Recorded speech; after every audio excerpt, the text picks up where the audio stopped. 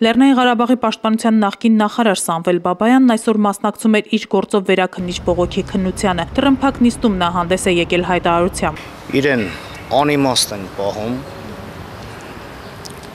ոչնչով հիմնավորված չի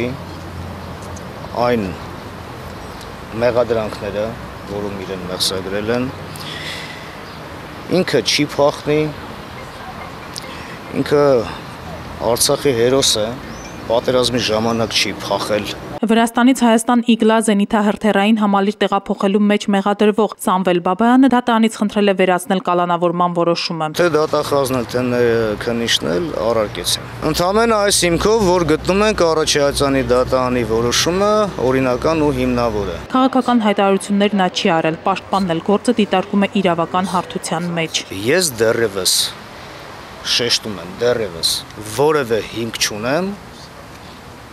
քաղաքական տեսք տալու այս հարցին։ Սամվել Բաբայանի խափանման միջոցը կփոխվի, թե ոչ, պարզ կդառնա վաղն առավոտյան։